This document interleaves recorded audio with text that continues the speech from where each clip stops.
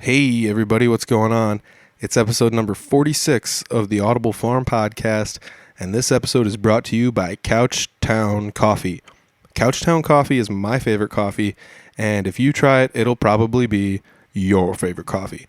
I'm so confident in this fact because the coffee is roasted per order. I mean, it's like upon request. You tell them, hey, I want a pound of coffee. Guess what they do? They go roast a pound of coffee for you. It's that fresh. They're not bulk roasting anything and then just hoping they sell it, and it's not sitting in a closet somewhere just waiting for somebody to be like, I want a pound. They're doing it to order, to your specifications as well. I like my coffee roasted a little darker. He being Andrew at Couchtown Coffee, has helped me out quite a bit, and we've done Guatemala, we've done Colombia, and we've done Honduras. Those are the three we've done. They're all amazing. I'm very glad that that he's offered to have me try these, I guess. I'm always just kind of open to his suggestions as far as what he suggests, because he's the expert here. I like coffee, but he definitely knows more than anything I do. So I just wanted to say huge hats off to Couchtown Coffee. You want to go check out what they got? Go to www.couchtowncoffee.com, and everything is right there as far as what coffees they have, how to order it. And you know what? If you want to make an order at couchtowncoffee.com, because you're my listener and you didn't fast forward through this ad, I will get you 20% off. It's not me actually getting you this 20% off. It's Couchtown Coffee, because they are that awesome. And they're giving you a big thumbs up for supporting local music. So let's support some local coffee. This week's special code is PIGGY. Why is the special code PIGGY? Well, actually, let's talk about this one more time. Enter that special code PIGGY, 20% off on your order. You can't beat that. That's amazing. 20% off, code word PIGGY. And why is the code word PIGGY? Well, that's actually what our little logo is. Like, if you look at the Audible Farm podcast, literally anywhere, that pig has kind of become synonymous with everything Audible Farm, whether or not he's playing that guitar or whatever he's doing. It's transformed over the last year or two, and I owe every drop of the inspiration for that pig. All of the graphics that are done for Audible Farm are done by a graphic designer named Brent Licata. And Brent is amazing. I just give him these ideas. I'm like, hey, can you give me something kind of like this, maybe a little bit more like that? And he gives me something back, and I'm like, that's great. Tweak this, add this, whatever. And over the year or two that I've been doing Audible Farm stuff in some capacity, he has helped me make logos and tweak them, so that way I can put them online and use the logos as promotional things for you never know, maybe I'll make t-shirts or something, but it's just something like that. So I've got these logos and things that help make all my sites look very professional, and everything to Brent Licata, because he's been the guy behind the computer desk knowing everything to do. And it's not that I can't do this, but he does such an amazing job. We talk about his process quite a bit in this podcast. His work can be seen in almost it's crazy. It's nationwide. It's wild. We talk about that in the upcoming podcast. He just puts so much love and care and characteristics into every single thing that he designs, and it definitely shows. We go over all that in the podcast as far as like leaving flaws in images, or I'm using flaws in quotes, because it just adds to the unique characteristics if things are not just 100% mapped out, symmetry, blah, blah, this, that, and the other. I definitely enjoy some of the little tiny things that you can barely see them, but you have to like really, really look for them, but they're there. And it's probably the best part about Brent's art is it's so unique. It cannot be replicated unless you literally just scan it in or save it or copy the file. So that's pretty wild. I like his technique. I like the way he does things. He informed me on a lot of stuff that he has done work for that I didn't even know he's done work for. So let's get into the podcast here. It's episode number 47 with Brent Licata. He's the guy that does the graphic design work for everything Audible Farm. It's the Audible Farm podcast with your host, Peter Stockdale.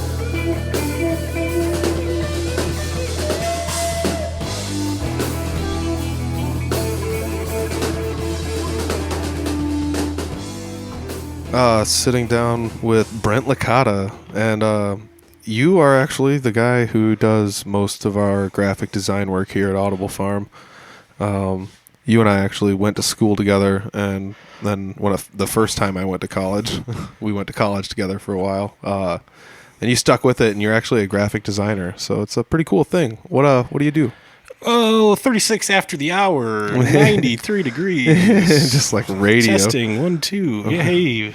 It's been, first of all, it's nice to be on here finally. It's been a long time, and we've talked about it before we started, how it's something awesome you should do, and it's like, yeah, it's crazy how far you've come with this, and thanks, man. How awesome, and just now, especially the diversity, now, myself included, a real diverse as far as your normal demographic listeners, and especially like seeing all these business cards from the thing this weekend. It's like sweet to see everything you're going to be doing and that kind of stuff from now on. It's cool, and even like one of my personal favorites, the pizza review guy. Shout out, yeah, Pizza King. Dude, that one was surprisingly a big favorite for a lot of people. The Pizza King episode was super fun, and it's crazy. It's cool to hear his whole deal, but it's especially somebody like that where it's like not the normal. It's somebody I followed before that, and then just like, oh, it's nice to hear he's a dude and he's a real dude on there, but it's like he's a cool dude. Yeah, exactly.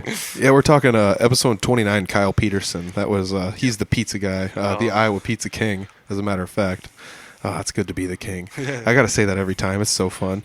Yeah, I've been branching out a little bit, not just talking to musicians, and I got to kind of give everybody the credit where the credit's due, and you've been behind the scenes.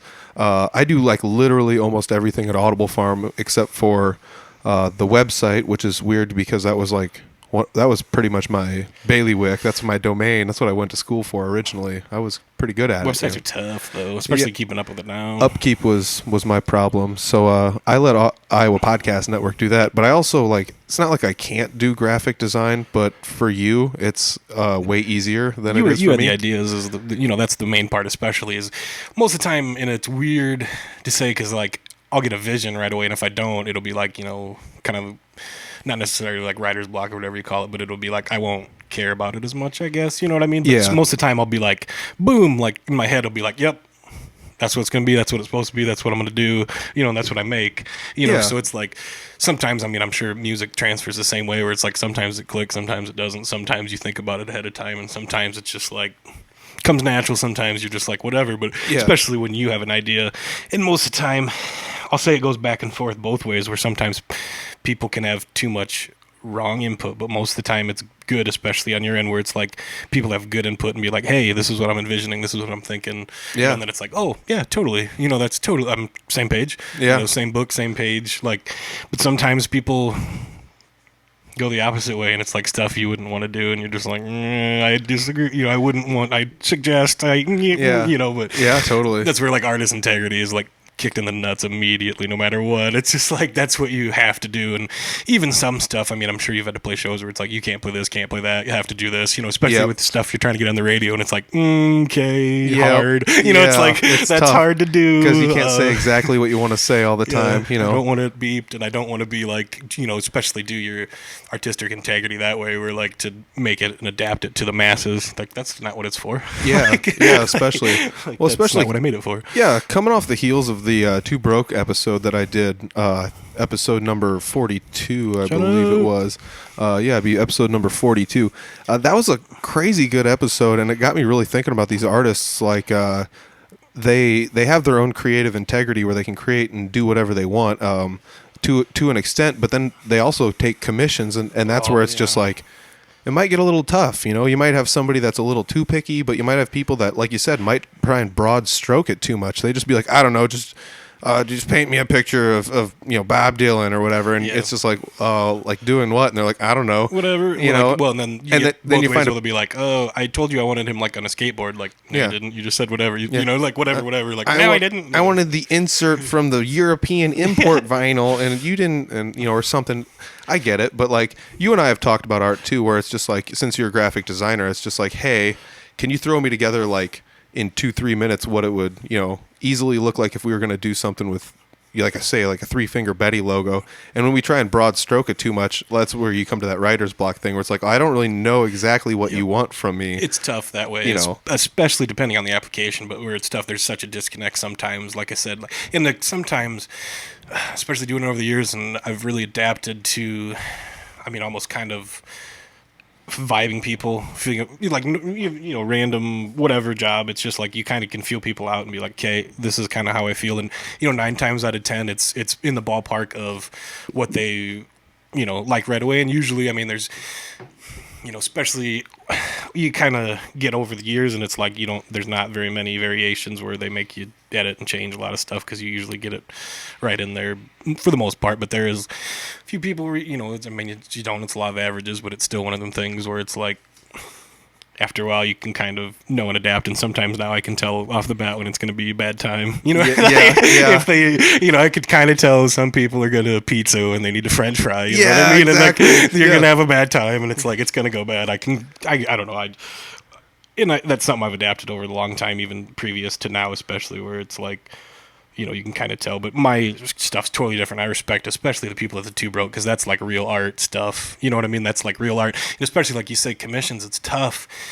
And something I've always said is like, people don't even think about, say the old Michelangelos and all the other days, is those dudes were broke, didn't have nothing, didn't have jobs, but there was people that funded them to do art. And if they never funded them to do art, we wouldn't have any art. Yeah, exactly. We wouldn't have any Sistine Chapels that took, 10 or whatever, how many years it took them to make, or whatever. I don't know. It's like 10 or 100. It's a lot. Fact check. Don't Mike check me on that. Google it. You can tweet Brent the answer. Write us at. But yeah, it's like, if people wouldn't have, especially Michelangelo was just some, Roman monk dude, Catholic guy, whatever. Don't quote me on that. I'm saying them all for fun, But it's like, if he wouldn't have funded them, it's like we wouldn't have art. Yeah, exactly. And that's where like any of this stuff, and it's even tough on my end still, where it's in what they do is I consider real art. The Two Broke, everybody at that thing was awesome, crazy, unique stuff, real hands-on art, and that's the hardest stuff to get paid for, no matter what, front end, back end. Because if there's people paying you on the front end to do it or on the back end when they want it, it's still, they're going to beat you up because it's art. And people do the same thing with music, as since you have talent, since you know a song, they're going to be like, okay, sing me a song. Like, well, come to my show. Yeah, exactly. It's like, I need people in the seats, so that's what gets me $2 a cut. I'm struggling to get my cut anyway, so it's tough. Any art's tough, man. Anytime you have a talent, and then anytime people want to rob your talent all the time, they just want to hear your song all the time. Play me something, it's like, I do get come to my show. I do get the, hey, bring your guitar here, all the time. Having a bonfire, bring your guitar out, whatever. I could. It's like, that's fun, but. And I don't know. The thing about guitar, though, too, is like when I was younger playing and I would play in public, people would be like, you're just showing off. Yeah. So then that extrapolates to it as an adult. It's like you don't want to be that hacky guy that's playing Oasis at a bonfire. He's just playing piano, man. Oh, yeah. It's just... I don't ever want to be the bitter guy either. It's just like, comedian tell me a joke, like, and then gets F off, man. No kidding. Yeah. I don't want to be like, draw me a picture, like, be real bitter about it. But it does get to that. Sometimes, especially some people, they milk your talent and they want you to do it for free and fun, and it's like, I got bills. That's the hard part about any type of art, is like, I got more bills than you do probably, and I travel more, and I spend more ahead of time, and I buy stuff ahead of, it's like, yeah, exactly. Especially people with physical art, they got to go out and stock up on all these supplies and stuff and have it on demand. Well, and it takes toll on you. Shows take forever, like long late nights driving back and forth, like lugging equipment, like it's it's like. Yeah, that's the thing that's starting to drag on me, is lugging equipment. It's not like I don't want to do it, and it's not like I won't do it. Well, looking all around at this professional plethora of equipment here, that's like, lining an entire basement. Yeah, it's there's like 1 amp, 2 amp, 3 amps, amp's not really the term. They're like stacks. Yeah. That's the thing, though, is like previous of the larger equipment you've had in here there's a reason that all this stuff is here. It's because I used to have a cabinet and a head at every practice pad, and I used to be I'm still in 2 bands, but we used to be located in 2 places, so I'd try and leave something somewhere, so that way I wouldn't have to drag it across the state every now and then. I still really, I mean, you should always be a van guy, van band. I mean, you need to really, I want to be a van man so bad. That would be awesome. The Gene Walker episode, he talked about hanging out in a van for a while, doing the tour thing. But yeah, I mean, like right now, it's the only reason it looks like there's so much stuff here is because I just brought it all here for this occasion. It's all eventually going to go back to the locations they need to go to. And don't be modest. It looks cool. It does look pretty powerful. But when then it's you get sitting stuff out too. Like you have stuff out. You want to roll your eggs in one basket. Like everything together. Yeah, it's kind of tough. It's crazy. You were talking about these 2 broke people being like the real artists, but I remember you doing drawings back in the day when we were growing up. I want to say like when we were growing up, but like junior high school, you'd be like drawing like race cars and things like that. I forgot this was about me until you. And we've been talking for hours before this, so I kind of forgot this was. My turn. You and I have awkward about. You and I have long, epic conversations about things, and neither one of them are really about anything we're doing. So, and that's where therein lies the beauty, and I feel like. And I mean, I've even said before, even when we used to talk before, basically a conversation podcast, like, well, that would have been a funny episode that I would have definitely downloaded and listened to because it was like 1,000 topics and 1,000 different tangents and, just quality conversation in general, especially. I mean, some of the stuff we can't have references for now because, it's 2019. Definitely 2019. And, we can't really talk about sitcoms and what have you unless we butcher them because we will anyways because memory. So we can't get sued either way. Unless it's Seinfeld. Because I can tell you, that's what was my mind. Everything about every episode that happened. Larry David, please. Yes. Oh, love it. Please don't write us.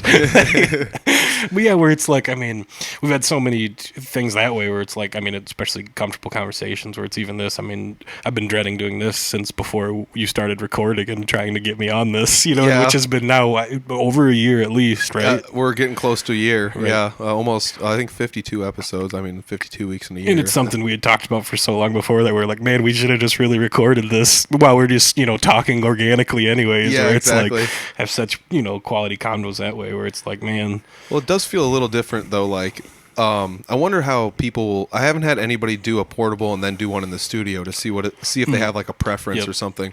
But I do feel like once you sit in the studio and you put the cans on and you got the microphone in front of you, and it's real because I was worried about that too. Just having a car convo, even if we met in the middle or something, someday where it's like drove and met in the middle and just sat in the car and just like I feel like the car would be more organic than trying to do anything else, but this is professional, although I will say that we definitely need to sticker this table still. And I would love to just douse this table in the basement with stickers. It would be pretty fun. But I still feel like even this but it's funny to say and it's hard to lug. Even this equipment wouldn't be that hard to lug around as opposed to the equipment that's behind you that you've lugged around for years. That's the guitar equipment. That's the other thing is I brought every drop of podcast equipment I had with me because I didn't know how I was going to do it. Did you this Broke weekend? For the Arts Festival. Yeah. I put it all in 2 bags and I'm talking 2 carry-on airplane bags. Like they weren't big ones. It's like how did I rollers? Shoot. Yeah, how did I fit all this stuff into just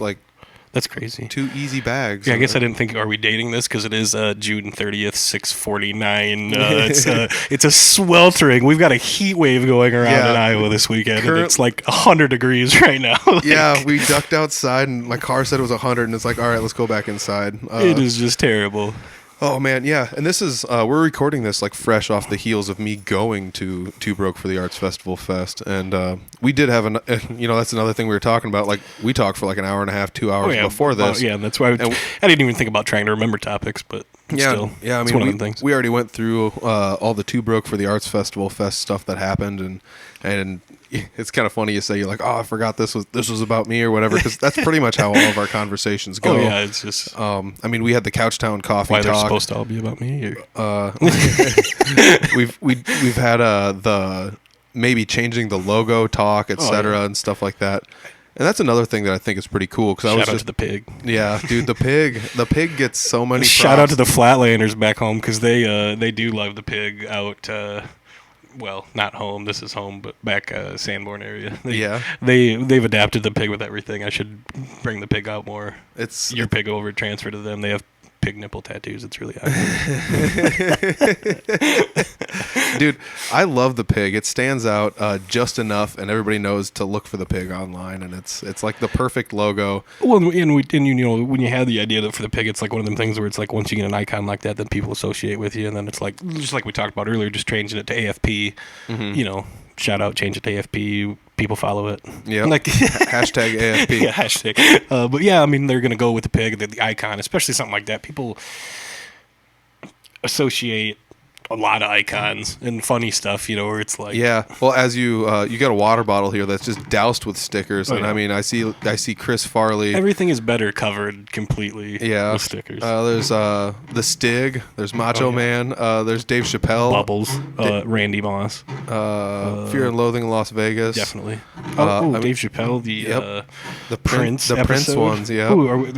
Can we say these? Yeah, I think we can say who that. cares? We can't keep saying it. Also, is that another Chris Farley one there too? Oh, yeah. The Mick Foley style. Yep. Also for the boys. Oh, that's good stuff. Yeah, you get all sorts of goodies on there, and like you said, there's a bunch of companies on there, and easily by their logos and stuff, you recognize what they are just based on the logos. That's one thing I just got to say, like, huge shout out. Like, the pig has been with us since long before Audible Farm podcast was a thing. Like, people, if you haven't heard the story, you can go back to like episode 0 and listen to that. There's other episodes I've done where I've talked about it, but like, this was literally just a YouTube channel where I had recorded bands and threw their sets online and stuff, and I was like, I need a name for this, and I need to, you know, because I was just doing that for bands anyways and giving away all the content. I kind of forgotten about that. That is definitely how it started. Yeah, and I just made a YouTube channel, and I was like, I'm going to call it the Audible Farm because I'm farming a bunch of content. At first it was just audio, and now it's audio and video. And I thought it was fitting for a podcast because it's literally just an audible form of things. So that's what the Audible Farm podcast is all about.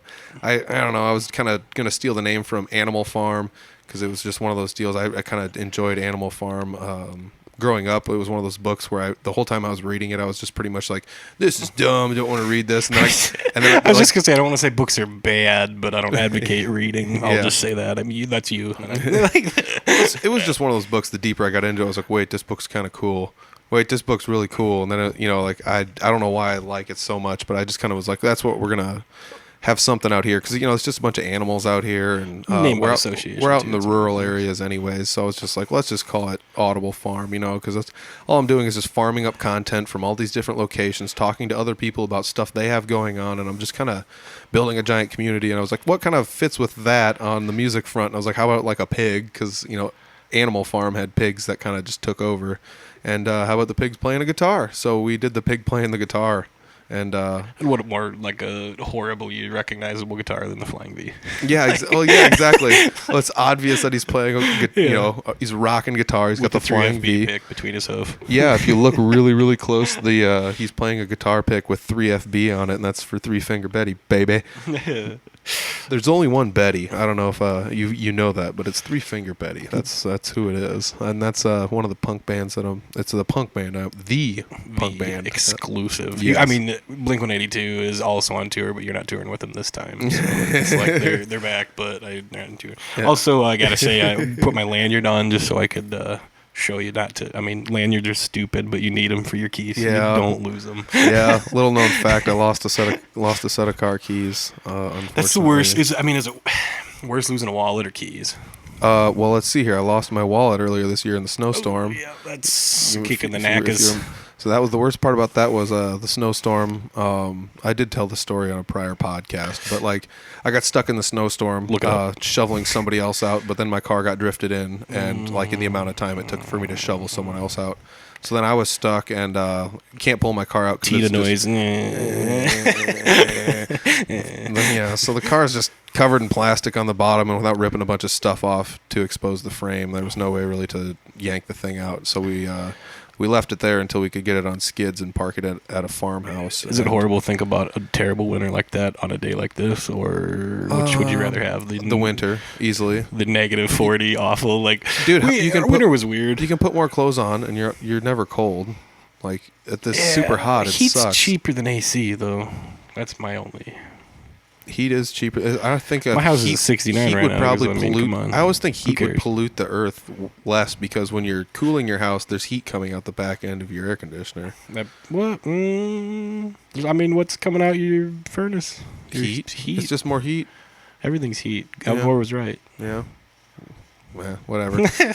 I'm coming back to losing your wallet or keys being worse. I don't know. I would definitely say like keys thing because Are we gonna get in one of them like 20-minute would you rather? Well, I've got which some is fun worse? ones. The wallet one was easy. You just call the companies and say cancel my card, send me a new one. Oh yeah, I suppose. But the keys are tough. I guess I don't know. Who I've uses keys anymore? I've It's paid 2015. I've paid to replace 2 locks, and the auto starter on my car doesn't work anymore. So I'm not really too worried about too much. I guess That reminds me. I do need to get a copy. I destroyed a set of car keys. Oh no. Allegedly. But it's I don't know how much they're going to be. It's not one of them like fobs where they're going to be expensive, but it's still like electronic, going to bend you over. Yeah, just like keys. And it's like even talking about like trying to unlock your own vehicle with an actual metal key is like hard to do these days. Like you can't even they won't let you. Yeah, we were talking about that. Where like the auto starter on my car, like it'll work, but for some reason you can't unlock the car when you auto start it. And then if you unlock it with a key, the alarm will go off. It's the worst. And why would they do that? There's just a whole bunch of, and then it's a long thing. It's just a big dumb. Because thing. that's a normal thing with most cars. Yeah, and I get it. It's a safety. It's a safety feature though. It's the whole fact that if you auto start the car from a long distance away, and someone wants to hop in and hotwire the thing. And they figure out how to pick into your car. I'm sure that's something to do with that. And is the alternative now safer? Like my mom got a new car where it's you just have the fobby thing, and then it's you wave your hand in front of the door and it opens. Is that safer? I don't know if mean? that's safer or better because then someone just steals your fob and basically, you just have to be in the car. vicinity either way. Is hot wiring still a thing? Can you do that? I've never been a good theft. I remember hearing once that in I feel like you could hack it. I could probably rather hack it from my phone than I could oh somehow. gosh, I'm sure someone could hack it. Because if she's got the Wi-Fi, I can get on the Wi-Fi. And I'm gonna hack it. Oh man, Criminal Minds it. Yeah, definitely losing your key would be worse because, like I said, I've had to pay to rekey things and stuff like that. Ugh. And a lot of places will send you new cards for free because they're spend our money. Too adult. Give us, it's like you said, it's pretty adult. Where it's just one place, it's just it's cheaper to get a new knob than it is to rekey the curve. Definitely. This is so dumb. So either way, I've had to foot the bill on that a couple of times, but other than that, I'm pretty kosher. Everything's good to go on that front. Just look like a tool wearing a lanyard. Shout out Ibach. Yeah, I do need to get a lanyard. That was the first thing someone asked me, what's the lanyard look like that you lost the keys on? I'm like, if there was a lanyard, I would have found it. And I hate I don't know. I just hate having keys in my pocket. I'm not a big fan of it either. I don't want to take my keys with me anywhere, but that's an unnecessary evil that the world has, unfortunately. I don't want to do away with keys with some sort of electronic convenience because, like you said, then it just comes down to that. This is pretty much sounding like put the chip in, But I'm not advocating for any of that. Yeah, I mean, the future. Yeah. So let's swing back to you. Drawing race cars and stuff growing up. You and I both kind of liked racing growing up, and we kind of had adjacent tastes. I always feel like you were ahead of the curve when it came to stuff like that. Where before NASCAR became popular in the '90s, it's not like it was always growing, but you were just kind of dude, this is cool stuff. And then after a few years, it was cooler then. It's it's one of them shoot, what's happened. But I mean, ever since I basically could hold a crayon, I drew stuff. I suppose it's just one of them things where, especially I don't know. A and B different type people. I'm a ADD B. You know what I mean? I'm not a. I don't know if the B's the straight lacers. You know what I mean? I'm not that. Never have been, never will be. I've tried to be, want to be, but it's one of them things. You know how it is. But it's I mean, ever since I was little, that's kind of I don't know. You're kind of venting, I suppose, just drawing and whatever. And it's even shoot. I used to get yelled at so much in school just doodle on assignments and papers, where teachers used to just hate it, just hate it. Yeah, you'd hate get them it. drawn on the back, and they wouldn't accept them sometimes. I'd be like, come on, like, you wouldn't be so boring. I wouldn't be sitting there doodling for an hour. It's like, fill out this worksheet while I talk, and here it says doodles all over it. Yeah, it's like, sorry, like, I know most of the answers are wrong, and the page is completely tattooed. You know what I mean? But it's like, it's also on the legal pad, because that's what I used to roll with. So, but even like tests or anything, man, it's just like, and then I don't know, it's just, there's so much of that where it's tough to be that way and get that kind of ridicule to be normal, and it's like, it's yeah, you got to fit into the box everyone else is. I can't, it's like, but I mean, it's like a thing that way where, I mean, it kind of progresses, and even after that, I suppose, like, I mean, racing hasn't been everything, but I suppose it has been everything in my, I guess, especially the last 10, 15 years of my entire career. But it's one of them things where it's, especially in college, they, I mean, told me I wasn't gonna, and you won't make any money, but it's like one of them things where it's like, have I? Well, not really, but it's like, still looking back, it's like, I guess I could have been like, I could have took the route I should have taken, and being like a CAD guy and being a nerd and being an engineer and making a ton of money and having nothing to do with it, and buying crap or whatever. But it's like, I don't know, you love what you do sometimes, but it's still, if it's one of them where it's like, if you love what you do and you only do the same thing all the time, then it's like, what do golfers do on their spare time? Do they golf? Yeah, I don't know. It's like, it's tough. I always thought about that, like, take it back to racing. Yeah, I always thought, like, is Tony Stewart just out, like, racing all the time? Oh, yeah. He's racing more now than he ever has been. He's one of them dudes he's 100 nights a year, probably.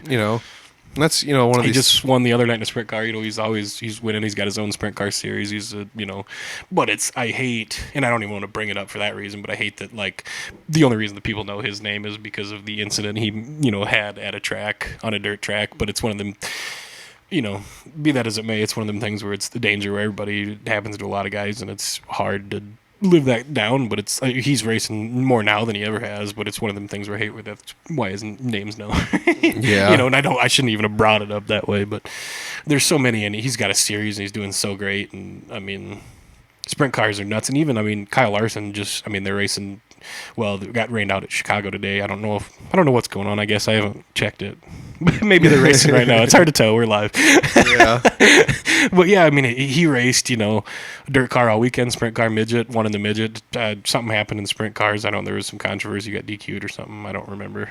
But either way, I mean, those guys, and it's good that they let them race, because those guys want to race. They want to race all the time, and it's hard. Even them, you have to have such a passion for whatever you do to be, even that you're, especially Cup, they're at the top of everything, whatever they could do, but he doesn't consider that the top. And most guys in my world consider sprint cars or late models and dirt as the top, and no matter what, you can go up and you can be in, it's the equivalent of almost, being like a varsity or, NFL football player and go playing varsity or going down just for fun. It's like, why would you, but it's sometimes different football. They want to do it different ways where, I don't know, there's a lot of that where I don't believe in it as far as going down and like going down series and beating up. That's another controversy, but it's still to have the passion. I want to do something all the time. Cause even if you, I mean, I don't know if I'd do bands or accountants, but what if you're an accountant and did accounting on the side? It's like you gotta love accounting. My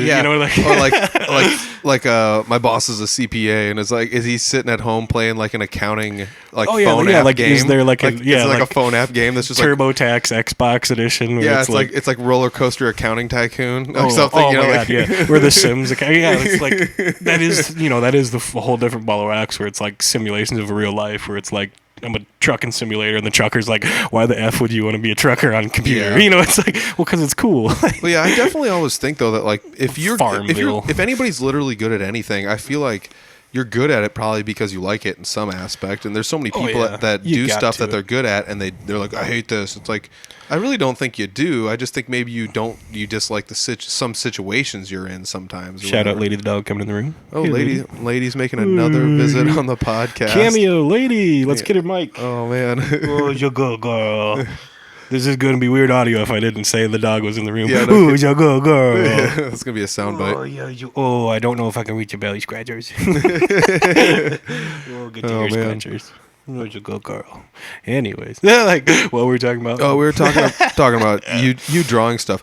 Okay, here's something else I was thinking about. Like we lady? used to Lady see a dog. exiting the room. You used Play to by play. You used to draw like race cars and all sorts of other things. Like I remember you drawing other stuff too. But then I remember when like computers became popular, you started doing graphic design stuff on computers and like doing. Okay, this might sound weird, but you like raced cars on the internet on video games, and you would put like make the cars look like either real cars in the fact that they had advertising and sponsorships and things on the side, or like especially that's what drew me in as a kid, and especially now. I mean, with raps, but the scheme of the cars is the only thing that associates you with fan or whatever to the driver don't care, he don't know what's going on, like it's the only thing extension from the driver to the fan is what the car looks like. Everybody knows what Richard Petty's car looks like, you don't need to know anything 40, in racing, 43 but, you don't need to know anything in racing to know what Dale Earnhardt's car looked like, because that's you know what I mean, it's just that's what it is, and that's how I got Drew as a kid. And it's funny because it came up on my Facebook memories today about something that's I don't know, whatever, how many years ago, about Richard Petty and Jeff Gordon's rainbow scheme. I mean, Richard Petty's last race was 92 Atlanta, and that was Jeff Gordon's first race, and that's what got me hooked completely. Because I honestly see the cars now. I mean, then paint, the liveries they call it in Europe, but the wraps, whatever, the paint scheme, whatever you want to call it, is like that's what draws you in, and that's like, especially as a kid. I guess, I suppose from that 92 on, that's like all I did was like drew, 90% all cars, just thousands of cars. And I found a lot of drawings that my parents had saved, a couple months ago, which was crazy. I didn't know they saved half of them. And some of them got wrecked in the flood we had a few years ago, but it's still, there was a bunch of them. And it's like, it's crazy how even that, obviously a lot of them were half done in scatterbrain, as most of the stuff is in my life. Yeah. And it's like, I remember all of them. I remember, you know what I mean? I remember. That's crazy that you remember that vividly, actually, like making every single one of them. And it's, I don't know if I wouldn't have remembered them all as if I wouldn't have seen them, but I still remember, obviously somewhere in my brain, as foggy as my memory is throughout the work years, but it's like, it's like, especially that stuff where you can hear, smell, hear sound, take you back to a place, but it's crazy to do something like that, where even, I'm sure you have the same thing where you've found old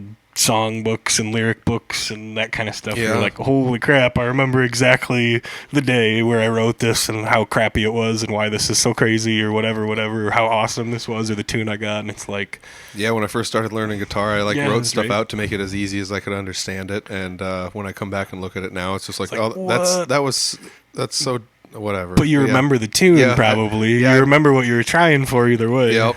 And no matter if it's good or bad, especially that or lyrics, where it's like, man, that's crazy. Mm-hmm. But yeah, and it's nuts. I remember you were on your Snapchat account. You had you were posted a bunch of those older pictures that you had. And it was just like, these are cool. Probably the most complete ones that were still left. And I remember a bunch of those, doing them, and how much time. Because I was always the same way with anything, even like model cars. Is like I would always do the body first. I would paint it, and I would do the decals. And my dad would get so mad because he'd be like, "Now you're just gonna have another one that's like sitting here with the body, and you're never gonna finish like putting the chassis together, the motor. And it's just gonna be another one that's like boxed up, and you're gonna have the body done, and they're just gonna be sitting here." And that's how I was with everything. And I used to, redo all my Hot Wheels cars and shoot me and Jonah Diving shout out, used to do that with cars, and we'd like make our own stickers and put them on bikes and little cars and Hot Wheels, and it's like we used to cut them out from magazines and like glue them on, and that kind of stuff, and wrap them. And then I used to do all that stuff, and it's just like, it's crazy to think, especially, I don't know, and it's good to reflect on it now, because it's one of them things now, doing it for so long, I don't know, I don't want to use bad terms, but jaded to it, you're normal to it, you're kind of, it's your normal job, so you don't really think about it. But it's one of them things where, looking back, it's crazy to do anything, even with music, it's crazy to do anything that's a boyhood dream of anybody's, to be a baseball player, to be a hockey player, to be, whatever, to even be, that in any capacity. Anybody that's doing amateur football or playing, even that, or like doing little shows, still playing music. It's like, God, I regret giving up guitar. You know what I mean? I loved, my fingers, I bad arthritis, whatever, but it's still, I'm gonna get a guitar and play now because I don't give a like, I still want to do it because I missed it and I loved it, and it's horrible, and I wish, it's so cool, like, for you to stick with it, especially to have something, it's just like anything that anybody does, just like I said with golf, it's hard. The flip side is like, what do you do for fun? It's like, well, if you still love it, you do that for fun. Exactly. But it's tough that way where it's, God, could you imagine like a golfer and like he has a kid and then they're like, what do you want to do today? It's like, let's go out and play mini golf. And then the dad just crushes everyone. He's like, I'm 9 under today. And everyone else like, the hard another part. hole in one for dad. Hooray. Like in your face. Oh, that probably happens more than the latter where the son gets better and wants to do it. But it's one of them things that's better than wanting to come up in something bad. Yeah, exactly. To follow my footsteps into something worse. Like I mean, just think of racing because of that. Because most people don't want to have the danger for their kids, but most of the time it's too late because you bred your kid, and your kid's gonna love it either way. So it's like, well, I guess the biggest stigma today is kids playing football. Ooh, no football. Yeah. Like pat them up. Football's bad. Yeah, but to go along with that racing one, Joe Rogan did a Dale Earnhardt Jr. podcast, and they talk almost exactly about that same thing. Oh yeah, because he's a concussion dude. Yeah, definitely. Dale Jr. was just like his dad growing up and stuff like that. And I don't remember. I've been listening to a lot of, because Junior has a podcast now that's very good, and I was never a fan of his, during his time, just because I'm not a fan of anything popular. I'm just a nonconformist that way, where if you're popular, you know how it is. Like if there's a song like, oh, you like it, I hate it now. Yeah. Just like, ugh. Yeah, dude. Like, ooh, I like this band when their first album came out before anybody knew who they were. Indie bougie, it's like, but yeah, and I was never really a fan of it, just because spillover from his old man, they weren't always the brightest fans to be around being in the stands with him, I will say. Well, yeah, I don't want to just pigeonhole anybody. I was a Dale Earnhart fan just based on the fact that the guy was like an assassin out there. Yeah, he's like I don't even know how to describe, He was how do you describe him? Outlaw country. Yeah.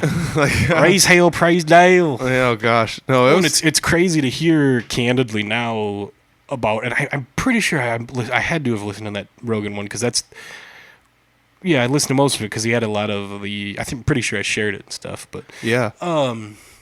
It's so good to hear about, especially that concussion stuff, his truth now, because he even said he smoked cigarettes for like 20 years. You would never have known, Dale Jr. Exactly. You would never have known, because he didn't smoke them in front of a camera ever. And it's like a lot of them guys did, but still you never really knew. But it's like it's crazy to hear, candidly now, him and his dad were never even cool. His dad never even acknowledged him until he was started racing, and he never helped him to get into racing. And it's crazy because you just assume father son, he's going to help him do it. He never even really gave him a car. His uncle had to push him to get him in a car of his dad's to drive, but neither here nor there. Yeah, exactly. Another tangent going on this. Well, that's what you and I are check good out the Dale for. Jr. download, but this is not what this is about. no, but that's what you and I are good at, though, is starting up a topic and just having a good conversation. Yeah, and I'm sure this will be a long, rambling nothing, but like I've said before, and I don't feel like I am a quality interview, but I feel like I'm going to be a quantity interview just because of all the long conversations we've had about nonsense and everything. It's just going to take 8 of them just to get narrowed down to what was going on? What were we even talking about? We talked about 6,000 things. Current events. You want to cover today's news? What do you want to talk about? Let's pull it up. No, no, but it's that's one of the things though. Is you and I having these conversations was one of the things where I like to bounce ideas off of you about either what I'm doing in bands or stuff like that. And you're just good at bouncing ideas back and things. I'm the general masses because I'd dabble into everything but don't know nothing about nothing. So well, it's just good to have those conversations with somebody. Then it was just I was debating starting a podcast, and you and I had talked about it, and you were pretty much just well, this could be a podcast. Well, yeah, it's just us talking, and it was and after that, it was there were so many of them. Well, these are all, it's man. But yeah, those, I don't know what naturally it is about this, and I've been pretty good not to bleep myself, but I don't know, maybe just the indoor setting that I've been pretty good. Yeah. That's the only hard part. Because usually you and I aren't sitting across from a table with headphones on and stuff. And I'm usually not. My eyes are always darting around a room anyways, but that's where people can't see or that don't know me that I would need to have like, I don't even want to say a fidget spinner, but something to do while I'm sitting here. Like, I'm just like screwing with everything on the table. And like I guess if this keyboard worked, I would be in bad trouble because it does. And I wish I had a dummy one just so I could be like clicking. There's an open browser if you want to do stuff. That's like the funnest part about the basement setup is I got 2 keyboards. Yeah, I don't know if people even. I mean, this is a pretty legit setup. The TV, laptops, everything. Absolutely like inexpensive and cheap. There's like as 12 computers in here and like 16 workers. That's just crazy. Yeah, there's my producer in the corner. Thanks, Jimmy. Hey, what's going on, you guys? Handing us waters. No, I'm just kidding. This is literally just a one-man operation. It's just in my basement. An impressive one-man operation, should be said. But if nobody listened to the Gene Walker podcast, I kind of spilled the beans on that. It's like with like $40 in Amazon, you can pretty much do a lot of crazy things, and all I do is just hook my laptop up with an HDMI cable to my TV. It's literally just simple stuff that everybody does. But once you wrap this table, you'll be super legit. That's your only snafu here. Although I do love the 50s theme, it just needs. Yeah, well, that's the thing is I just want to go cheap on everything because it's a low end operation. It's cheap is still classy, bud. Yeah, well, it's still a classy. It's just an old used table someone was going to throw out. And I'm taking that and putting it in the no, basement. it is a vintage awesome table that if you put it in like an antique shop would probably be like a good 300 bills. Oh, exactly. Well, that's one of those things. Like I drove out to San Diego and saw they had a shop like that. And it was oh my gosh, probably every shop. Yeah, we took all of the windows out of a house and put new windows in it, and all the old windows were like storm windows, and nobody wanted them. I don't know why, so we just junked them. Then when I was in San Diego, I saw a shop out there, thousands of them. Yeah, and they had like all these different thousands. They had all these different sizes, and the cheapest one they had was $50, and it was like, I mean that's location though, you know. Yeah, like, well, out here in Old Farmhouse, everyone has them, but out there, like there's no old weighted like windows. You could have lugged them there for, Yeah, but then it's like, do I want to pack up the $4 profit you would have made? Yeah, exactly. Could have filled up a van, but it still isn't going to be worth it in the long run. It's also pronounced San Diego. San Diego. You're going to sound silly. Speaking of that, I did listen to a couple episodes of the Ron Burgundy podcast. Interesting. I forgot it was a thing, and it's a thing, and it's actually kind of entertaining. So I don't know if anybody wants to listen to that podcast, but you're listening to this one right now. He showed up to Dan Patrick's show full garb one day with 40s and a dozen donuts on, like, in their New York City studio. So, like, right Manhattan, I'm assuming, or somewhere, like right downtown, and was just, like, walking around as Ron Burgundy and eventually got mobbed, but... Oh, God, that's insanity. Yeah, just... crazy. It's crazy how much podcasting in every type of form has really gotten popular over the last couple of years. Really boomed more. Really, there's all different genres of one, like anything you could ever want. Literally, like I feel like there's some genres that are lacking in good ones, but I also like don't have interest in some. Like I don't know if there's any good fishing ones, or something. But I'm sure there's some awesome fishing. Oh ones. Yeah, it's like, and there's so many about shows like Bachelor, whatever. Yep, It's like I'm not into it, but I'm sure true it's crime like cool stuff or whatever. The true crime one's huge these days, and like. I didn't really want to make this like a worldwide huge deal. I just wanted to give back to the community that I spent the most time in, and that's the music community. Yeah, and it's good and bad that way because I even now I forget, like, until when you said the story earlier, because it's like, oh yeah, that I totally forgot. Like you were basically just with following the bands, and that's kind of how it started. But now it's like I said, it's crazy to see how far it's come with everything else, and like all these cards in front of me, the different varieties. And I'm a totally different demographic being, I don't mean that being boastful, but it's like different from anybody else you've had, so it's like I'm going to pull a whole different listening of, the 4 people that will probably listen to this because they want to listen to me because I have ramblings on for hours. And, like I said, probably multiple episodes. This is episode 1 of 75 ramblings that we'll probably... I'm sure you and I will end up doing many more episodes. Like, I'm around. Like, yeah. Yeah, we end up getting together a decent amount, and like you said, it's most of it's like podcast quality podcasting stuff. Anyways, where it's just like, wait, we should have just oh well, just and it's like you said, it's not like it's not like you're the first artist I've ever had on here, but we're not just sitting down talking about art because that's our style of conversation is gonna, like you said, kind of weave in and out of part stuff. that sets me apart from them too. It's like, we're not, they're all artists. I'm just a friend. Like a graphic artist, though. Come on, a very graphic artist. But like that's the thing, though. Is like you said, I've had all sorts of different people on here. Mostly, I stuck with bands in And you got to stick with the bread and butter and go in between, but it's still crazy to think about all the diversity. I did a promoter. It's so good to hear, and it's especially that stuff. Like I said, I mean, even we were talking earlier about trying to get like event people, promoters, bar people, cross promotion that way. Also, shout out Couchtown Coffee for coming on board, because that's another cross promotion that everybody's missed until this point. Where like, I mean, it's completely fueled by French press coffee, delicious coffee. Yes, I mean, if anybody knows, Brent does. I drink a lot of coffee, but it's in like to bring a, I don't know, percolator. I don't know what you call it around, like a thingy, and like, I mean, that's a guy that loves coffee. I used to drive around with a glass French press in my car sometimes. Like, what is going on here? Yeah, I mean, this guy. Look at this guy. So, and that's the thing. It's so fitting, and like, I'm so glad that somebody finally wised up, because it's one of them things where it's like this whole thing is fueled by it, and it's like totally used, completely endorsed, and that's the only kind of product you really want to have is, a partner if possible, and that's good, especially for them to come on board, and hopefully you can be doing some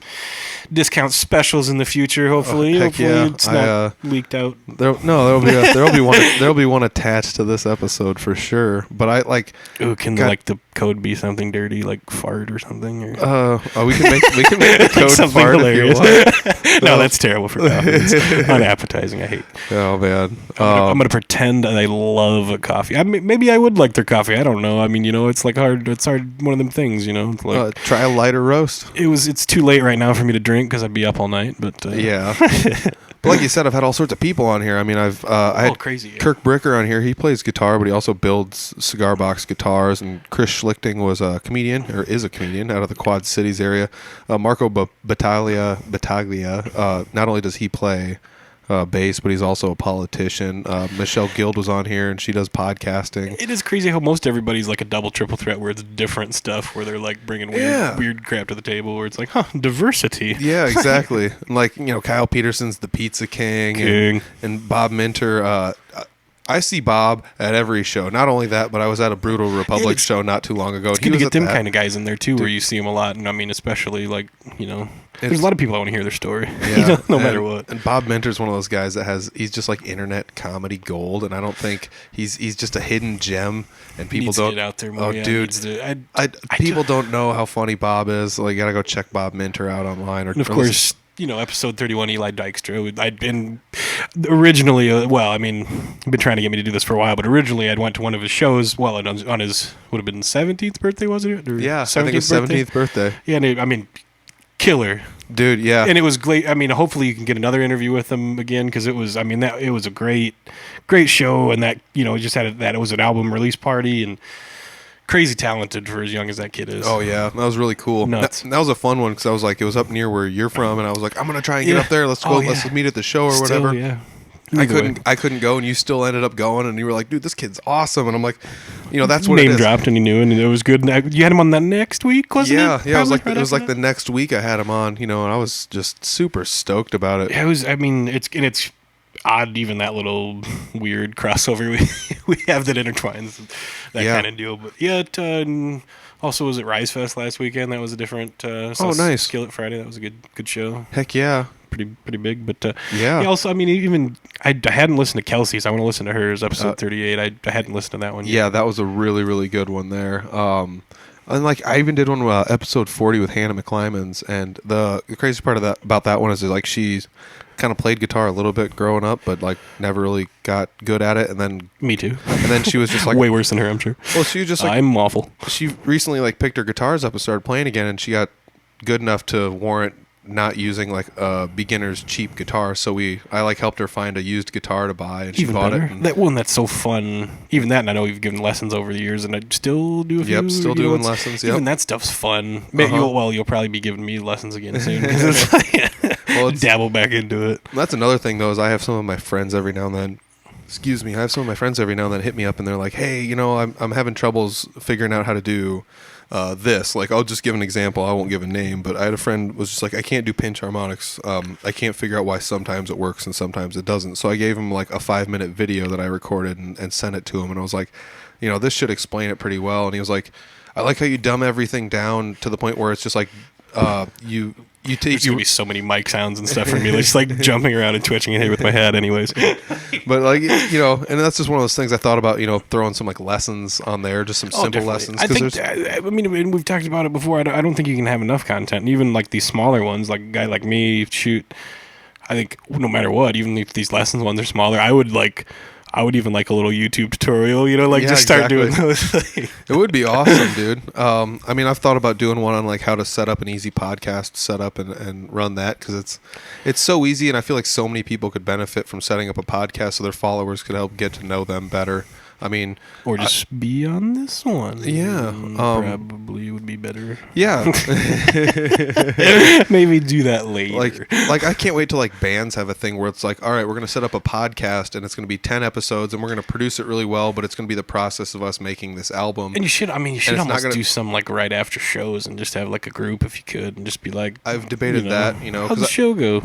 Because the awful, like those terrible crowd, like good crowd, bad crowd, or whatever, whatever, however it went. But like you said, like we were talking earlier, the one outdoor bug spray, gosh, that's something you don't really think about until you're like knee deep in ankle bites. It was wild. Just getting after a bit, especially like buzz. Then they buzz around your face so bad. Yeah, it's just like here's the crazy part. I go to Timbuk Brew. I was there with shout out to Timbuk Brew. Hopefully doing some cross promotion there. Oh gosh, hopefully. I love that. I love so that place. I gave the owner some stickers, so I don't know if she's going to put them in the bathroom or just put stickers everywhere. Yeah. Sticker America. But yeah, they're a really nice place up there. I went up there and watched Brutal Republic just absolutely rock the place. It was fun watching people who had never seen them before, and you'd hear them be like, man, these guys are so good. And it's like, just by the name they sound like I want to listen to them for sure. It's so good. It's so good. I knew a ton of people there. Nick Earhart also by the name of the bar, it sounds like I want to hang out there. Because that's right next to the train tracks in Clarion. It's so awesome. But like Nick Earhart was running sound from Riddle with Class. He was running the sound there, and I saw a handful of people I knew, like Bob Minter from one of the earlier episodes I did. I referenced him earlier, but like I said, it was crazy to see all these people just be like, whoa, these guys are awesome. And then all the bugs hit, and it was just insanity. But the cool part was the owners came out and they had like baskets of bug spray. They were just like handing out to people, like, just spray yourself off, just like, here you go. I don't know how else. I mean, what do you do? Can you bug bomb it they did have one of those like portable walk around and bug spray things where the guy was walking around and hosing the ground down. Just pretending. It's literally just a portable smoke machine. Yeah, that's what I always figure. I feel like in our building it's just sugar water, and they're just going and it's just like, man, there's bugs all the time. What are you even doing? You're paying them like $50 a time. Like, what's up? Oh my gosh! Come on. No, but it was a good time. They actually came out. They accommodated everyone really well for the bugs and stuff like that. And shout out to Brutal Republic. It was like they played for like 2.5 hours straight. The longest break they took between songs was like 15 seconds. Nuts. And it wasn't until all these bugs hit at like 9:30 they were finally like, all right, who's got some bug spray? Like, and after, like, because I mean they're terrible anyway, just buzzing around. Like, could you imagine the willpower to just like keep and play? Yeah. Halfway through a song, just getting destroyed by bugs. What do you do? Like, you're a drummer. You can't take one hand and start wiping yourself off. Like, nobody can. No, that's so yeah. It was a pretty crazy show. It's a fun time. Had a good time at Timbuk Brew. I'd like to go to a show with you sometime. You and I have never actually been to a show together. I'm terrible. I'm not worth going. This is what I do. I show up late. I stand in the back. And then I leave early. That's what I do.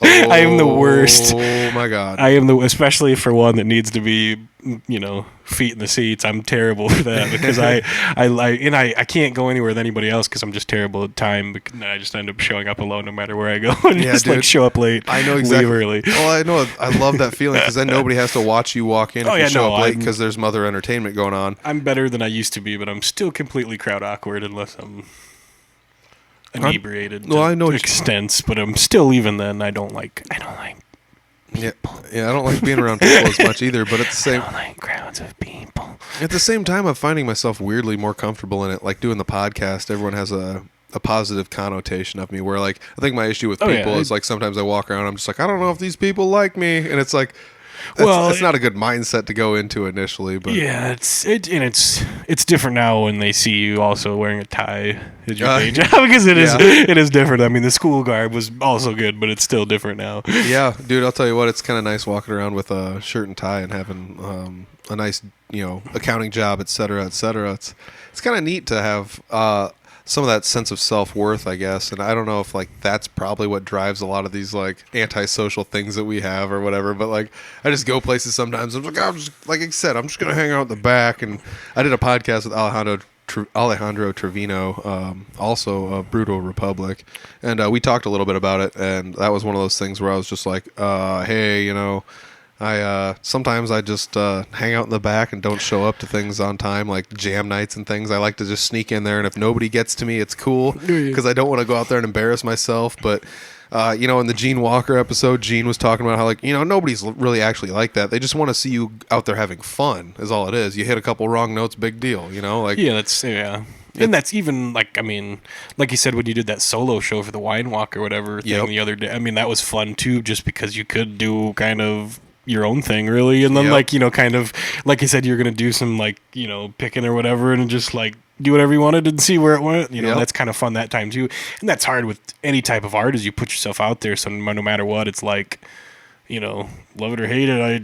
And that's the worst thing about it, is especially somebody like my demeanor that's terrible at that kind of stuff, super I don't even know what you'd call it, like humble and cocky about anything. I don't know what you'd even. I don't know. I'm just terrible. Completely unsure. Especially about that stuff, and that's the hardest part, because that's my whole life. Is you got to put everything out there, no matter what, and it's hard if someone tells you what you want to do, and either like sometimes they tell you what you want to do, and like I said earlier, it's like sometimes it's bad, and sometimes they tell you what, and it's better than what you might have done. Yep. Because like even with this is, everything we had the first logo was a little different, but even this, with that direction of the pig was easier for me, because it's like, that's, totally natural and easy. And that's what I wanted to do after, thinking about it. You're just like, yeah, you're totally right. Like, let's do exactly that. Yeah. Where it's like, sometimes it's like, but either way, it's like, it's hard because you do completely put yourself out there, both regardless, and no matter what, like even those, it's like big shows, small shows, if you're doing your own thing or if you're with a group doing a thing, it's like you totally put yourself out there as an artist of any kind, and it's tough. Yeah, so like you're talking about like not getting much direction and stuff. So at the Wine Walk, they were pretty much my direction was pretty much they were just like, you can play whatever you want. So like metal, well, that was the thing, was like I was like, should I play like blues stuff, or like should I play like some country songs, or should I like just play some backing tracks and jam along to them, or like, and they were just like, yeah, whatever sounds cool. And I was like, without any direction, I was like, I'm just going to do one of everything. And then, I just knew I couldn't, like be profane. I had to be, play to the public crowd. But that was also the show. Like I said, I've never been more nervous to play in front of anybody than that crowd, because it was a crowd. Because it's not your demographic. It's not my demographic. Totally. So let me ask you this: with the lack also, this is scary because this, it's going to be aired to completely everyone. It's like terrible to even think about. But so like, regardless. So it's my lack of demographic and lack of direction, even though it like wasn't a bad thing, made me more nervous than I'd ever been to do this thing. So totally. So for that's for you. Do you have one that stands out? Because like you wrap cars and trailers and trucks. There's a lot of weird stuff. You're the guy that does all the designing, the graphic designing for all of that stuff. Is there one that was like the most nerve-wracking when you were like doing it because somebody just gave you like a lack of direction, or like say you were gonna go way outside of your demographic and show your skills to somebody else, and you were just like, I wouldn't even put any of those terms in my own head. Those are yours. Like I don't. I mean, there is certain things that are more thought than that take more. And that sounds bad, and I don't mean it ill that way. Like that, some are thoughtless and some take forever. But it's some like things come more naturally to you, and others do not. We've kind of touched on that earlier. But sometimes there's things that take longer attention, that take a lot longer than they should. And some, I'll be honest with you, that there's some stuff that I've made in seconds and printed in seconds and done in seconds, done that day, done that hour, done that, and that was better than if I thought about it or would have thought about it for a day, a month, a week. Some stuff's better on the fly, and that's where, like, especially like I said, if you don't have a vision for something, if you don't have a passion for it, it's tough to get anything done. But it is some of those where it's just like, some are easy, some are tough. Where like some of those shows are like you wouldn't think, different demographic is a totally. You gotta, definitely do different things for you're trying different things. Trying to figure out where you're gonna fit in here, or if you do fit in. And there's so many diverse things where it's like there's I don't want to say like different strokes for different folks because it doesn't fit, but that's so many different things of different ilk where it's like different applications, different categories, different genres. Everything's a little different. It'd be like if you had to play, a bar mitzvah or, like an actual, show in Des Moines. Yeah, exactly. Well, like, am I going to play on a punk bill with like the sleepover and hold for swank, or am I playing at a wine walk? And a wine walk is more conducive to a guy in the corner with an acoustic guitar. But I like to play a little bit of electric and blues stuff too, and not sing because singing's not my bailiwick, not my ledger domain. It's not it's not my strong suit. Even though I can hold a tune. I just assume it's like a little Dave Matthews in the corner, just like that's what I'm gonna be doing. I'm just gonna be like sitting with the coos, just like chilling. But I wanted to put my own spin on it because that's what it all comes down to. I just didn't want to be another guy, singing all the same songs everyone else sang on. Guitar. You also don't. Yeah, the guy in the corner playing Journey and just like we joked about that before. You're gonna do it, just like taking requests from the soccer mom, just playing like there's play the Simple terrible, Man. Yeah. It's like, okay. Oh god. But like talking to the guy that yells "Freebird" everywhere, like terrible thing to do. Oh my gosh! But yeah, like I brought a decent setup with me. I brought a bunch of pedals and ended up like looping stuff together and making. Either way, it's impressive for the wine rooms. Yeah, that was the thing.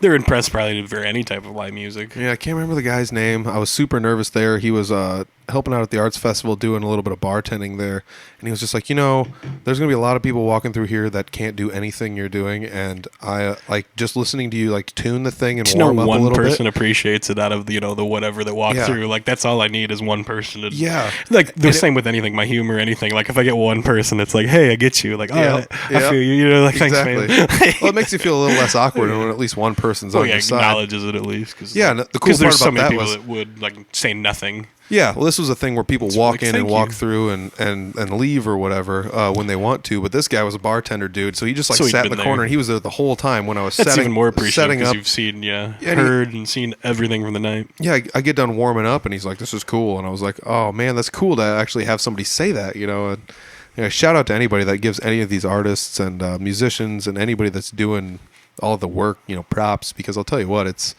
not easy to put all this extra time in here. Because I'll tell you what, like. Even though you're a graphic designer by day as your job, I still have to bug you in your off time and be like, hey, make me this thingy, So, and like, we even touched on earlier how it's tough and it's different with friends and that kind of stuff, like especially something fun with friends, like, this is totally excluded when it's like one of them things where it's like, the gimmick of play me a song after hours, whatever, but it's one of them things where it's fun and it's like, I don't know if we were even on the air earlier and I said, it's one of them things where art comes when it comes, no matter and that's where it's really hard, super hard to have a 9 to 5 type of job where it's like, not technically 9 to 5, but most days it's whatever. But sometimes, we have days where we have to work longer and I don't like to do that as much anymore because I've done it for so long where it's like, crap, I don't, it's like you kind of burn out doing it for so long, but it's like, it's crazy that way where it's just like, it's like when the passion strikes, you kind of got to just strike when the iron's hot. Otherwise, it's kind of gone. Yeah, you got to do it before it fizzles. And even, shoot, just like that train of thought before you brought it back. I was like, wait, the tangent I went on, what were we talking about a second ago? Because it's like one of those things where, like, when you and I are sitting and we're talking about, like, I want to have maybe make the logo a little bit more like this and put this on there or whatever. And then you go home and do it. It's like one of those things where it's still fresh in your mind and you're driving home thinking about it or whatever. Well, and there's so many, I won't even say that I'll remember that because that happens to me so much now, and especially like even worse if I go to the track or something, because especially people like, I remember you didn't do it, I told you, like that was real, like 40 people told me something that night about something, exactly. That's where it's tough. But it's like and especially now it's hard in this day and age because like there's so many different forms, and I feel so bad most of the time because like I don't have Facebook Messenger on my phone just because it beeps all the time, and I don't check my Facebook mentions because I get a lot of weird spam and stuff. So then it's Yeah. like when people do try to communicate like business stuff through it, it's tough. It's like I didn't see it. It goes pages over. I'm sorry. And it's hard. You're taking Snapchat orders and all that, but it's Okay, you let me have to ask- do all of it because it's like this day and age is tough where it's like all the communications need to be done because no one will call you anymore. It's hard. Well, you know how beautiful this is. We're an hour into the podcast. We haven't talked about any of your contact info. So, what is the best way to contact you then? If somebody likes the piggy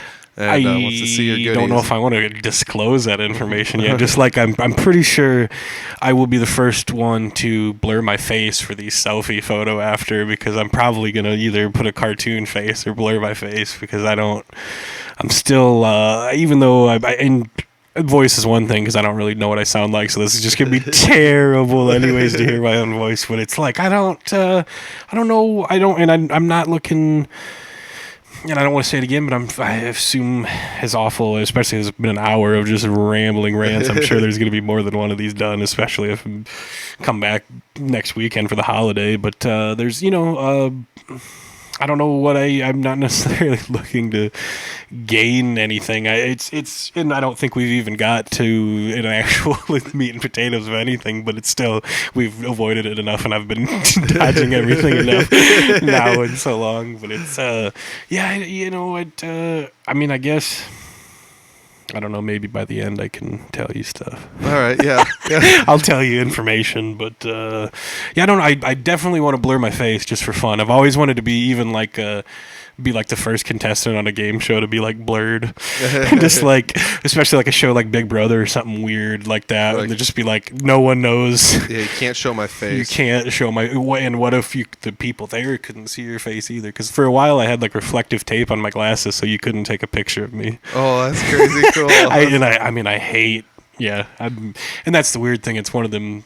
I'm glad I don't have to have like especially like realty people always have like their face on everything, Oh or my like an gosh, insurance yeah. person. It's like I would hate to be like the face of anything, and I'm such a behind the scenes dude where I've done so many things and not even like cared to tell anyone about them, Yeah. or I did stuff for a TV show for a few years and DVDs and all this other stuff. It's like didn't really care to it's like who cares now? It's like it went and it's over. It's like I don't brag or boast. And a lot of people always say like even stuff like, don't you love seeing your stuff out there, or seeing cars on the track, or see trucks you've lettered on the highway or whatever.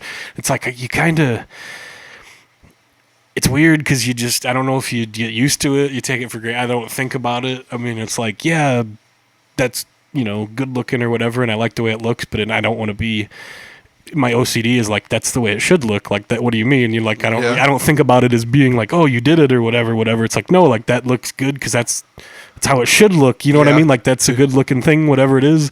That's proper. That's how it be. And that's just my OCD. And it makes me sound like a terrible, like I don't arrogant person, but I am completely opposite of that. And it's just like, that's just my total OCD about everything is just, I love, like, if that's the way it is, that's the way in my mind it should be, and that's the only way I interpret anything anyways. So it's like that's the way I envision it should be, and I kind of take it for granted that I don't even think about it like, oh, you got whatever. And I mean, I've been fortunate enough to have, I mean, even now, a lot of the good guys, the top tiers of the sport, and I've had so many names over the years, and it's one of them things where, especially with racers, it's not like how many who are you doing now, because racers are bounce back and forth and do whatever. So It's like I've done all of the legends, so many of the legends where it's like crazy. I've been so privileged that way, but it's, you just don't think about it.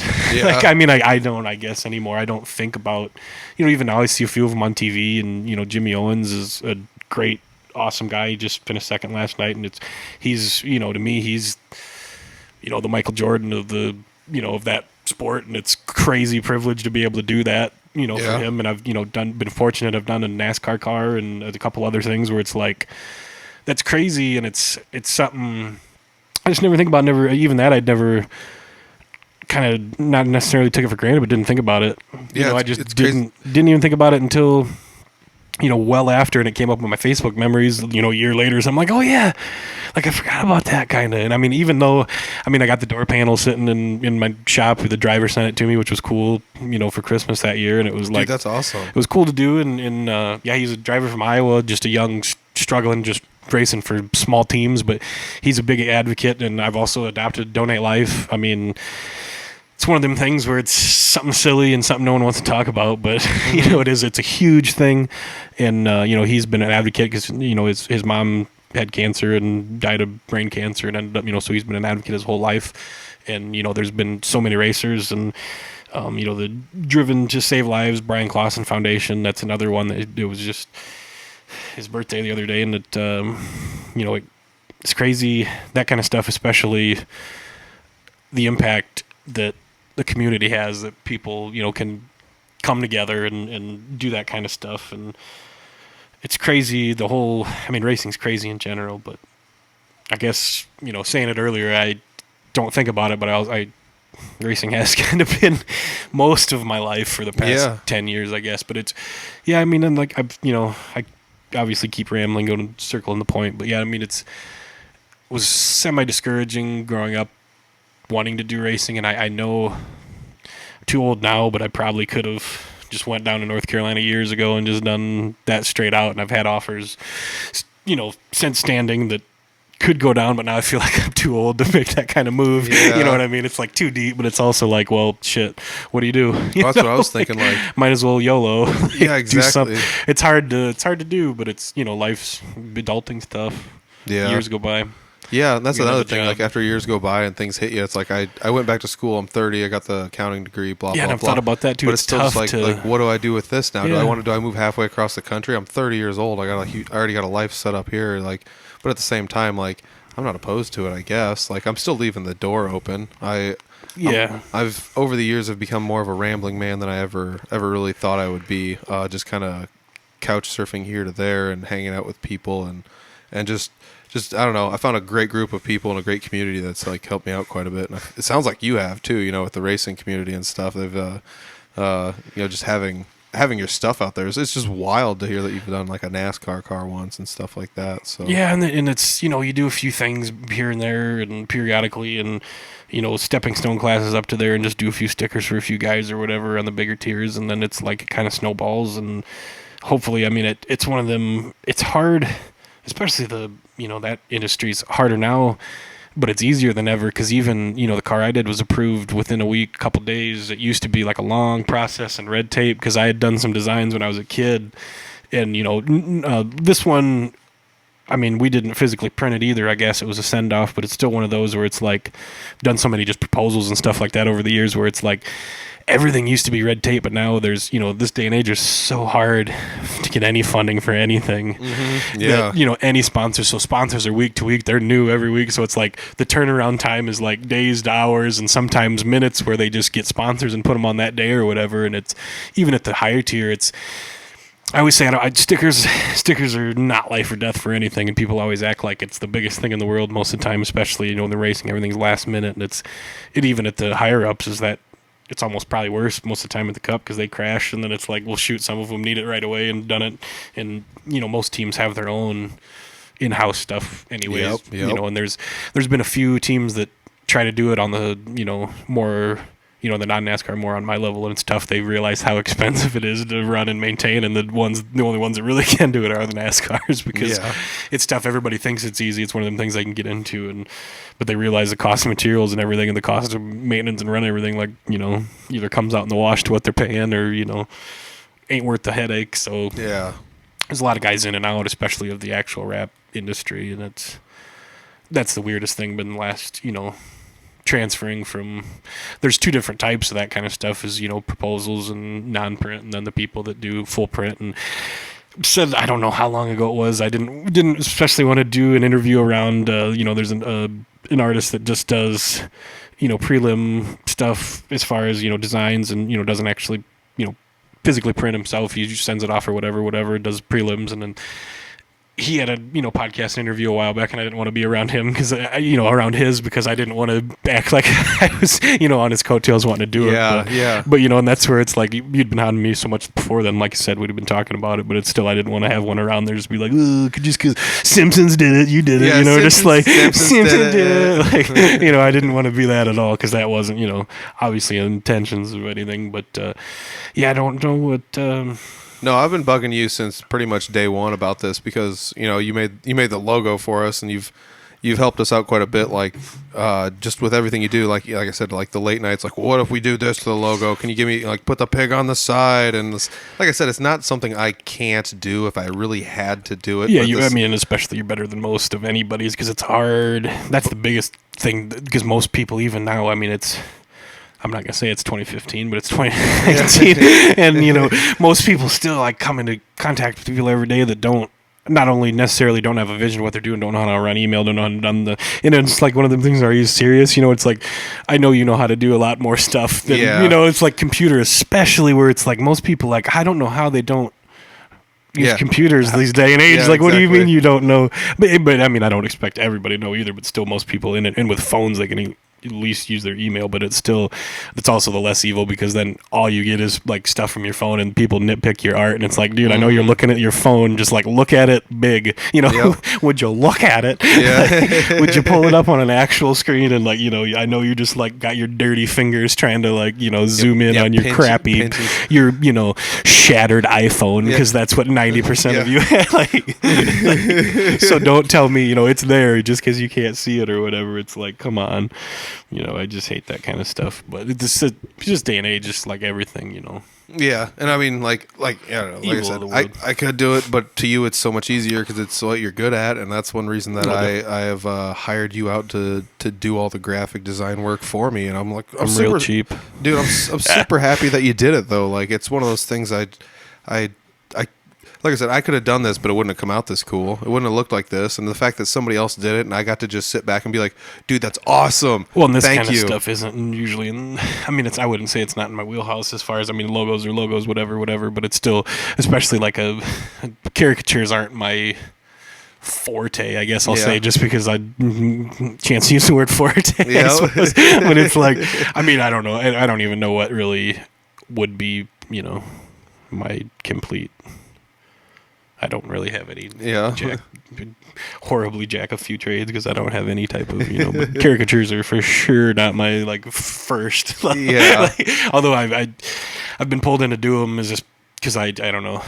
I used to kind of, I hate them now because I used to have to specialize in them because nobody likes to do them. Yeah. So that's what I used to, like, be roped into doing. So it's like, it's tough. But dude, I get tons of compliments on the pig everywhere, and it's how I guide people to the podcast. If you Google Audible Farm, it's probably going to come up. You'll see the pig. Click on it. Yeah, the pig's a recognizable thing. Yeah, and and that's the hard part because the caricatures are the most and the coolest part of anything. I recently did a shirt for a friend of mine, and he's famously had long hair forever. So they finally wanted to do a shirt with a caricature of him with hair coming out of the helmet. So I'm like, why haven't we thought about that before? I'm totally on board. And it's not something that was totally on my wheelhouse, but that one's still, that one is one of few now but I still am different than most people in my industry probably that hand sketch things ahead of time. Yeah. This day and age, it's tough, especially something like that. I take more time, and I did the same thing with the pig originally, is like I'll take time and sketch at least a concept of what I'm trying to do because, like I said, those things are more difficult for me. And, it's hard. And it's hard, and I don't do it as much as I should, but like I said, I probably do it more than I would say most people in my industry and sketching and most things. And people always ask, especially with race cars, is what number font is that? It's like I hand drew it with a pencil and then I transferred it with a Sharpie and then I put it into Photoshop. Not Photoshop, but whatever. Yeah, put it in my program, which I will not disclose the information of. Ooh. Program X. And then and I won't say it's a new one because I don't operate on anything new. I'm still on Windows 7, so dude, suck it. You love old stuff. Like, you don't update your phone at all. No, oh God, no. Yeah, and that's what I was gonna say when you said contact. I said, well, I can't answer my phone because the microphone doesn't work. I can't really. My pictures are terrible because the glass is gone. It's basically I had a battery out of the other one that there's like a bag of popcorn basically on the verge of explosion. Yeah, I saw and it. It was just, it wasn't even ever in the. It hasn't been in the phone in months, and it's just been in my backpack in the AC. So it's like. That's one of them that probably would have been a head explosion lawsuit. So it's like, no shit. But I was, when I bought on eBay, so I can't get no money out of a 10-year-old phone. Yeah, no kidding. Oh, gosh. Darn it! You shouldn't put the bomb on. I tell you to put the bomb on. Put the bomb on. Who told you to put the bomb on? Seinfeld. Yeah. For anybody that has no clue what we're talking about. Yeah, you millennials, they call them. Oh, man. Oh, I went to school with a bunch of kids born after Seinfeld ended, and then I never That's felt the so old hardest in my part life. about going back to school is the disconnect of that, being like, no one gets your references. Yeah. Oh, my gosh. Well, I was closer to age with like most of the teachers and the kids. Like, all right, well, we'll go with it. But Gosh, yeah, this day and age is tough either way to deal with them, let alone having to deal with them in their own natural habitat. yeah, in no school. kidding. We've almost got an hour and a half in here already. Like, it's kind of crazy how like just time just keeps flying by as we talk about stuff. It really is, especially as long as I've stalled for this, and what are we, 2 hours, 6 hours, you said? An hour and 18 minutes in. It's crazy, and it's, I especially was like, I have to drive 2 hours. So I'm like, I'll make this real quick. It'll be like 10 minutes tops. We'll be out of here. Don't even worry about it. You don't have nothing to talk about ever. So it's like, obviously ain't nobody gonna listen to an hour of this junk. So if you made it this far, Well, the best part about this is somehow we managed to pick up the conversation. We ended inside. So that's the beneficial part. And of it so all. many that like we should have probably touched on that we haven't, and just rambled about. I mean, we more barely crap. got into like your histoy or like what you're doing, et cetera, et cetera. But people got the gist of it. Feel free to call 515. you got the gist of it though. Like, you're an artist, graphic designer. You did the logo for Audible Farm, and so like if you go find the Audible Farm podcast via the logo, Oh yeah, or you that want to awesome keep pig. these all in an hour. You're just cutting me off now, aren't you? No, I'm not cutting you off. We can go 2 hours. You should have if probably edited. Well, it's probably like 2 hours of heavy editing, anyways. There's gonna be like 10 minutes of actual like coherent things. I'm not taking anything out. You're gonna be stuck with it. It's terrible. Besides like all the terrible, like it's probably just me like just total like overmodulated breathing and gosh. just terribleness. Oh shoot! But yeah, like I just huge thanks for doing all the work though. Full man. circle. Yeah, I just like it's. Like I said, it's something I could do. It would take me longer. You did it. It looks better than I could do anyways. So I'm tickled pink. Not to be pink pig, I'm tickled pink about the whole thing. Extra pink. It's because you did a logo for me that it affords me the opportunity to look professional. I'm that nice square. Like, I was another good example of what I like hit you up to do. It's like in order to get this submitted to iTunes, I need to have a 1500 by 1500 pixel square. That's stuff you could have done probably. Yeah, I know. I could have just created a square and then thrown it against the black. But like I said, you made it nice and professional. It's got a nice little silhouette of some stuff in the background and stuff that I wouldn't have. I would have just made it really plain Jane, and because of you, it stands out. It looks really nice. It looks extra professional. That's the hard part, is different applications too, and that's where it's the fun. This one, it's more of a fun thing. It's tough. It's tough sometimes when you got to do something lame-o. Yeah, it's just like lame. Yep. But whatever. But it's like it's fun regardless. And then there's still some people. It's like 50-50, where it's like they'll let you do whatever you want, basically. And then we get so many people that, for some reason, keep coming back to me specifically. It's terrible, time manager, bad, whatever, procrastinator, bad communicator, whatever. I'm completely humbled at anybody that ever even wants work for me, but that's where they get the crazy stuff, because that's why I guess they come. And it's there's so many that it's like they let you have free range. Yeah, they just say whatever, and there's so many that. I mean, even cars, there used to be so many that just would never want to see it, or the ones that would say that the ones that they liked the most are the ones that they didn't say anything about or do anything, and the ones that they had their own input on they didn't like or weren't as happy with. So it's weird, and everything's different, especially it's hard to think your stuff's out there, especially like shirt stuff, and shirts probably are my favorite thing to do, I guess, as far as especially this week I've put off a lot of people's sorry, because most of the time, and I'm bad that way, because if there's something I like to do, I'm going to do what I want to do sometimes, because it's funner than doing the boring blah blah whatever normal stuff that might necessarily pay the bills more, might necessarily be better, and they might but it's still, I am better at the core art, and the art's what I like to do. Yeah. So it's sometimes I sidetrack myself, especially doing the art that I want to do, which is tough. And it's that's where I like respect the normal artists, especially. It's hard, like I said, that we got bills, and it's if you're not contracted, then you really can't do what you want to do. You can only do what you're supposed to do, and even though you don't want to do it, it's like you still got to do what you want to do, and that's, you got to separate yourself completely from needing to keep your lights on and being an artist. You can't. And it's especially it's hard, and I've had a prime example this last week of especially artist integrity, where you just basically have to, the customer gets whatever they want, no matter how horrible you might think, in your eyes, whatever, how you would have, if you would have done it different initially, before, during, or after, they get what they want, and some you just don't want your name on, and I feel terrible for saying that, but some of them are, they don't, especially your own taste, it's something you might not want. So it's like, I'll do it whatever you want, but I don't, I don't condone it. I don't suggest it. I don't agree with it. I'll do however you want. I got a good example of that. So like I sound terrible for saying that. But, no, I totally get what you're saying. So like I was I was really good buddies with Rob Schamberger. He's the artist. He's contracted through WWE now, but before he was, he used to set up booths at wrestling tables and sell his art, and he had all sorts of different ones. I had bought a big painting he had done. I'd bought a couple watercolors from him, but I liked his art so much I'd always go back and buy like little things he would do.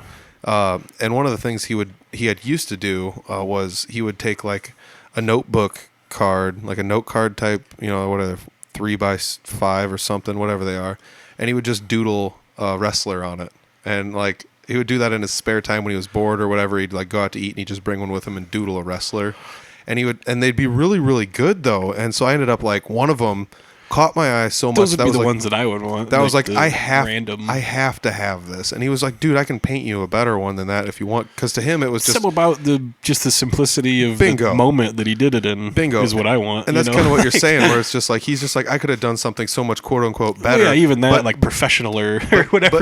But to me, I'm the customer, and I wanted the doodle, so I got the doodle. And in the long runs, I mean, especially with art, that's the thing. Like I'm sure like the original crappy sketch of Mickey Mouse is the one that went for the most. The one on a cocktail napkin or whatever. It's exactly. I do still have all of my art by him, and some of it's high quality framed and sitting. And that's where even now I still keep the random sketches of doodles and numbers, and I have books full of hundreds of numbers, and the most common numbers are 2s and 5s, and so I just have pages and pages of 2s and 5s and 7s, and it just looks weird to most people, but it's like most of them I got them for a rainy day or can use them, and that's where this last week one it's like I did a complete custom number and that kind of stuff, and did what I would have done because you came to me. I don't know you from Adam, and you came to me, so I did exactly what I would have done, and did a you have a unique custom number that no one's ever had before, and that's the hard part of this day and age of the industry I'm in, is you can buy most everything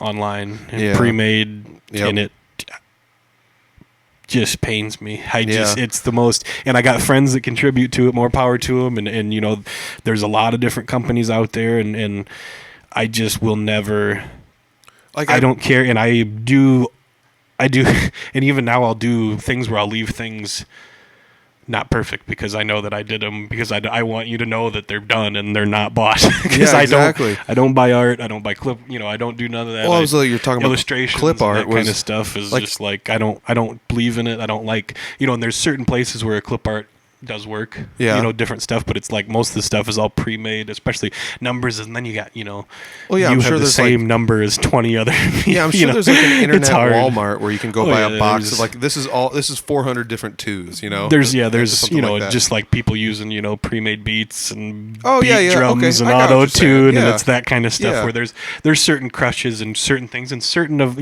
there's tools that, pedals and everything. I would say I use things like pedals that manipulate and work well, but there's things, like people that buy full-on beats and stuff, it's like, there's that kind of stuff too, where it's like, I don't believe in it, you know what I mean? Like I will make it look inferior and look crappier than everyone's, just because I would rather make it mine than make it, look perfect or look better. And then there's especially cars, there's certainly millions of illustrators better than me, but there's still something about I would rather 100% all the time have my crappy stuff out there than buy someone else's to use. Yeah. No matter what, it's just my personal integrity. I don't believe it. And that's where it's hard.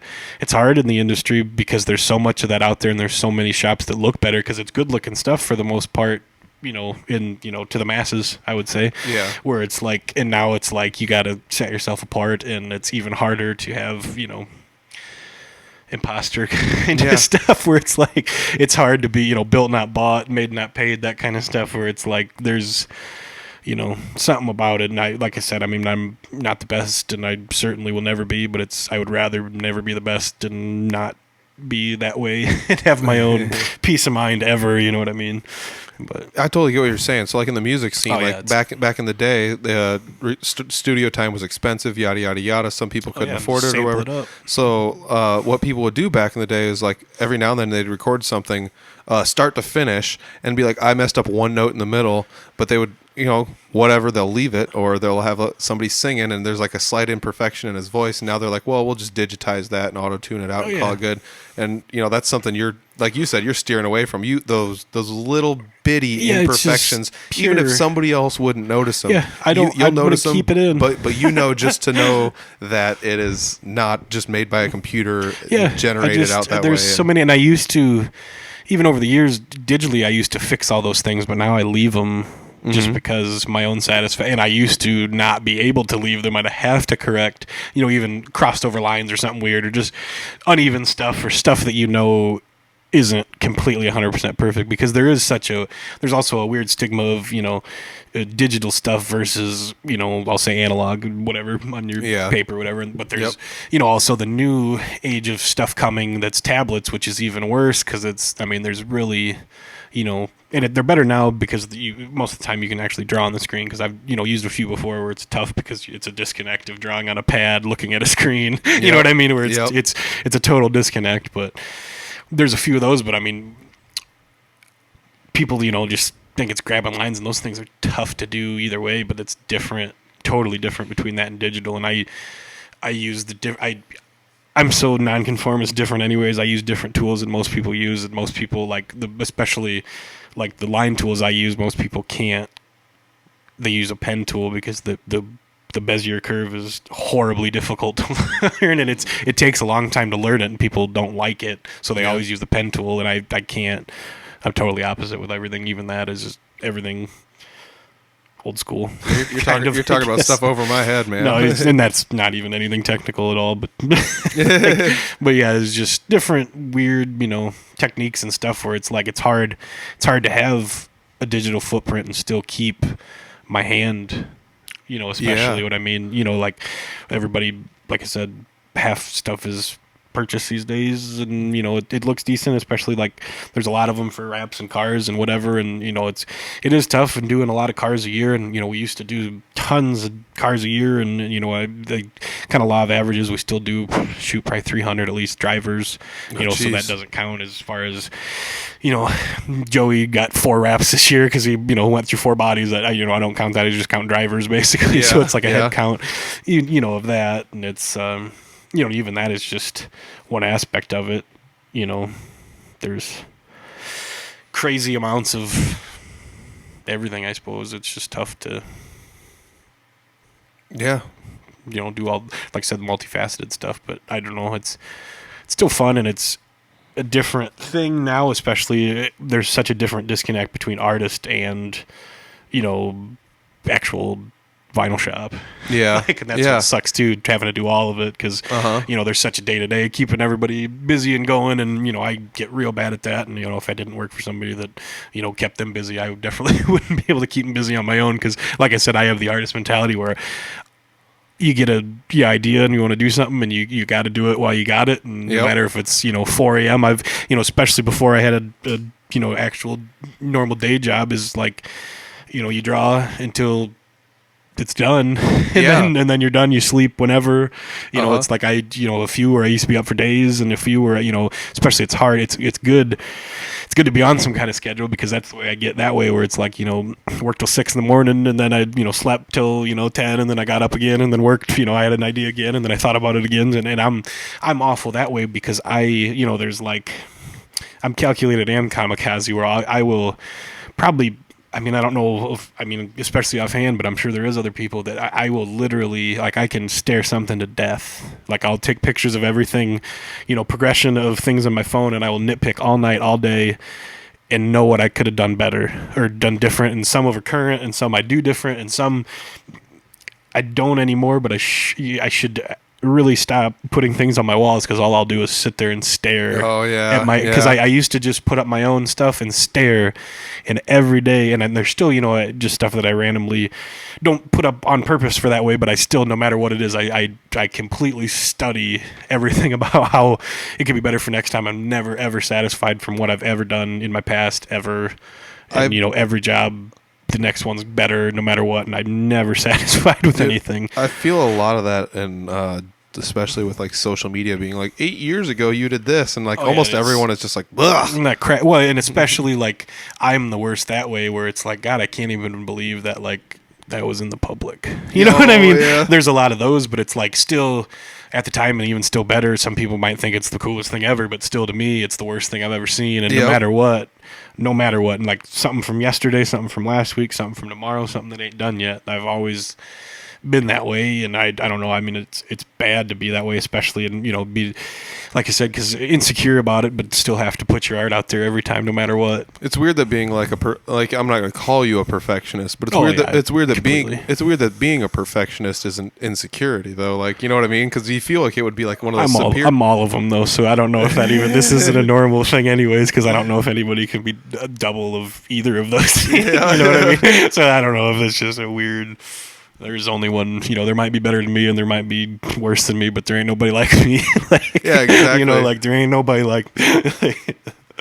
Well, dude, thanks for jumping on the podcast. Finally, we've been debating doing this quite a bit, and I haven't pried too much information privy to what I wanted to get out, but we still ended up having a great conversation out of the whole thing. I definitely think this, and I don't want to say it, like I feel like I've said the same things 12 times, but I feel like this will be episode 1, or episode 43 probably. Yeah, maybe. I think you should still split a lot of these next ones. I'll be episode 50 probably with as much content as you have, but you're probably just going to wrap it all up into one bow. Yeah, I do have a lot of content from the but this show. is like a 6-hour one that no one will listen to, so it doesn't matter. You can do all those spread out.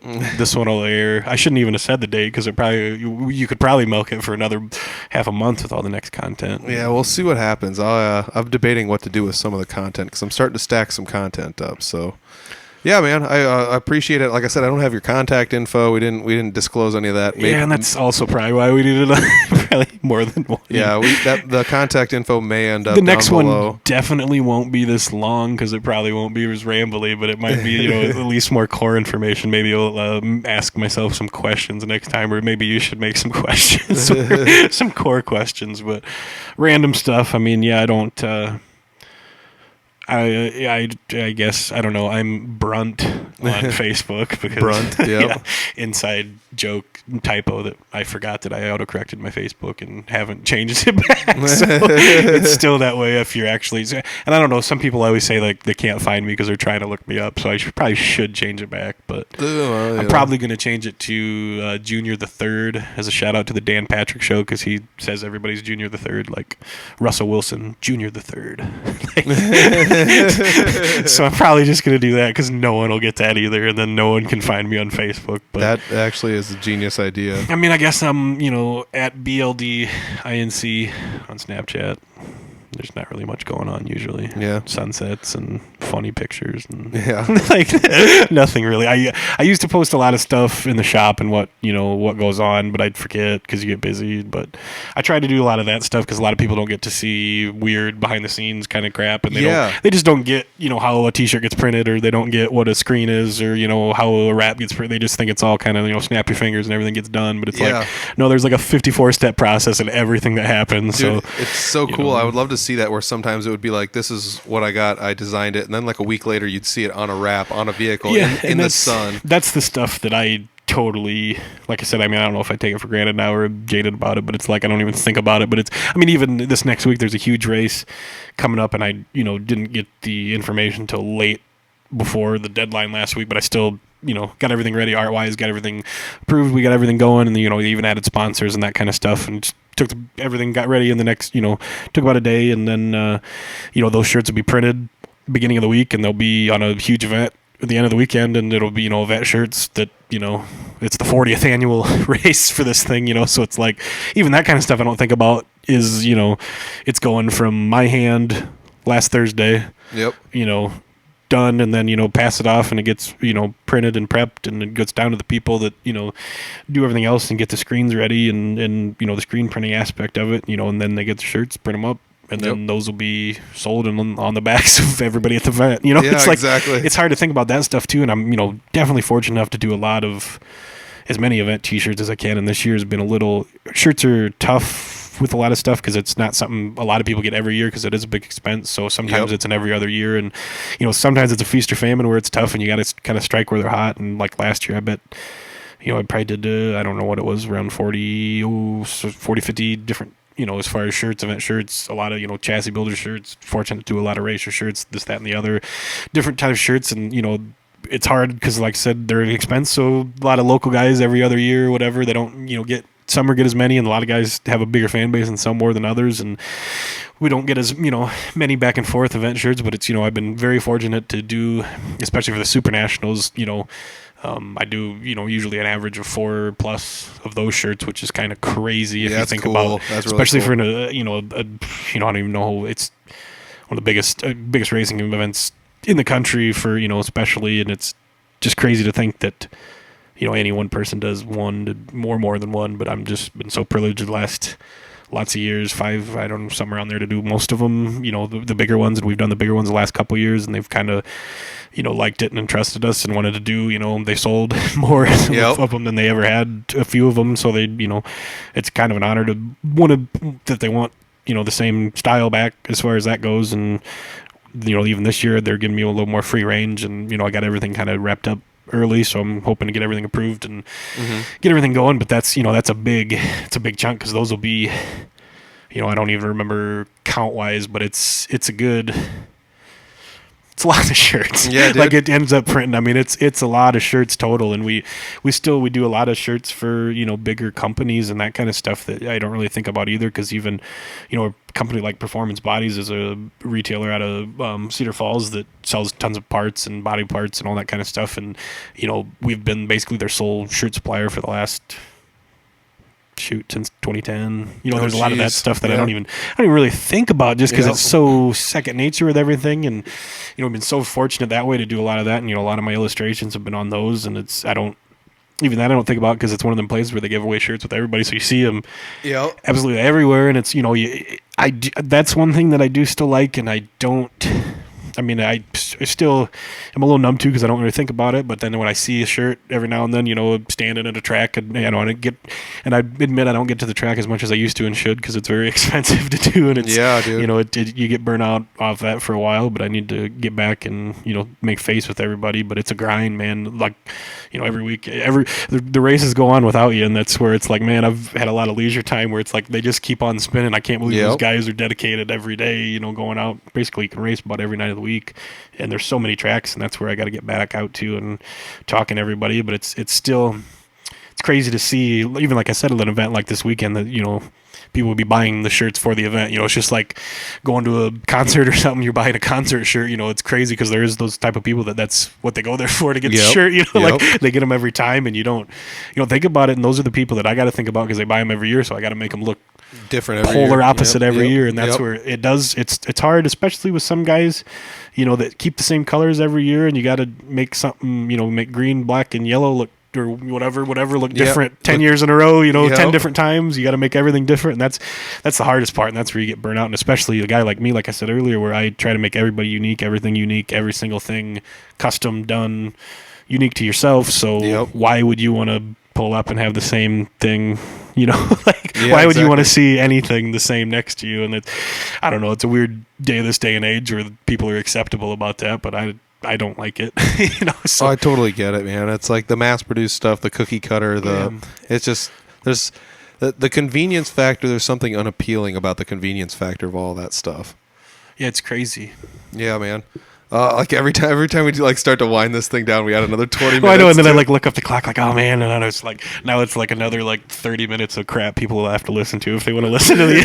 Like, apologies for everybody who is possibly listening to this, the 12 people. All right, But well, let's do it this time. Officially end it. Yeah, Like, let's end it this time. Because episode 1 of 70, take 74. Because like you said, you got a long drive home. So thanks for stopping Yeah, by into the basement here, do a little podcast with me. I'll snap a selfie with you afterwards, and we'll see what it ends up looking Not like. likely. Yeah, we're gonna do it. I'll let you. Like maybe like backwards. I'll tell you what. Back of my head. Let's do it. Yeah, I'm in. You will see my bottom. Yeah, man. I mean, shoot, I don't. I mean- I guess I should. Radio's better than, you know, if this was like a video, because then I would be blurred. I would like be wearing a blanket just to like be, you know, Mr. X about it, like a non-disclosure. But yeah, Yeah, man. All right, man. Well, thanks so much. I really appreciate it. Thanks. yeah. Well, I mean, yeah. Man, Brent is one of my favorite people. I've known him pretty much my entire life. There's pictures of us in like preschool and prep together. Everything I've ever done, he's always just made me laugh and chuckle. He has that effect on people. He's just happy-go-lucky. He's a fun-loving dude, and I love having him around. And I guarantee you, there's going to be another part. When we were done recording this, we had debated sitting down together and editing this down. Because he's just like, oh, you never know if you say something in this like live sitting, if people are going to take it the wrong way or whatever. We're calling this one part 1. There's definitely going to be another one. I eventually just had to kind of find a spot to cut this one off because we're almost 2 hours in at this point. But you know, he said he's already we listened back through it. I gave him the audio, and he said, you know, there's some things I'm already taking notes down on that I kind of want to clarify a little bit better. So he will be on again, probably sooner than later. Me and Brent run into each other a lot. Maybe I'll release his part 2 as a bonus episode or something. So I don't know. We're in the same area, usually about every other week or so. He has family in the area that I live in, so it's kind of nice to have him around. He likes to come back and see his family and stuff. So it's always nice to have Brent in the area and talk to him. And we finally got an episode like recorded, but we have so many good conversations that half the time we're done talking and it's like, this should have been a podcast. But, you know, we finally got one. Hats off to Brent for finally joining me on one. Did you check out the picture that we did together on Facebook? Because he did some graphic design work on that one too, and it's pretty good. I do have to say so myself. So the promo picture for this episode, which is on Facebook, also Instagram, also Twitter. You know, you want to know where to find all those, go to www.audiblefarm.com. Yeah, he did like the little graphic design work on that one. Check it out. If you don't know what I'm talking about, go check it out. It's pretty cool stuff. So definitely a first time I've ever had anybody do that to one of my podcast promotional pictures before. So hats off to Brent for just being one of a kind out there. He's such a cool guy. I hope you guys enjoyed the podcast as much as I did. We discussed a lot of things that are way outside of my bailiwick. It's not my leisure domain to talk about these types of things, but it was good growing experience for me to kind of talk to a friend in a different light than just conversing with them normally. And I hope maybe you guys kind of can see, maybe if somebody wants some graphic design work, hit him up. I don't know. I definitely know I dig his work. And if you like the Audible Farm Piggy, you'll definitely love that. So check that out. You know, the best case of graphic design work I have to show you, other than everything he talked about in the podcast, is probably the pig from Audible Farm. He designed the pig. I loved the pig. It stuck. It was something that stuck forever. It stuck good. I really appreciate him doing that work for me. And you know who else appreciates things? Couchtown Coffee appreciates. They appreciate you listening to this podcast about local music, and I appreciate them because they have the best coffee in Iowa. That's my opinion. It might be a fact. That might be a fact. Check it out for yourself. Go to www.couchtown.com enter the code word PIGGY. That's right, PIGGY. And you save 20% on your order. 20%! That like deletes all the shipping and then some more. Like that's insanity. 20% off. It's crazy. Check it out. I mean, it's hard to beat Couchtown Coffee. It's like the freshest coffee in Iowa. You know it. You know it. Go to www.couchtowncoffee.com. Check out their coffees. Find something you like. Shoot them an email. Enter the code word PIGGY. Save 20%. It's that easy, guys. I'm not going to talk about it anymore. As a matter of fact, I think I'm done talking for this episode. Go to audiblefarm.com if you want to know anything else about Audible Farm. Everything else is, man, I said a lot. We've all talked a lot in this podcast. This is almost 2 hours. So, thanks for bearing with me, everybody. We'll check you next week. Got an awesome one next week, too. Peace.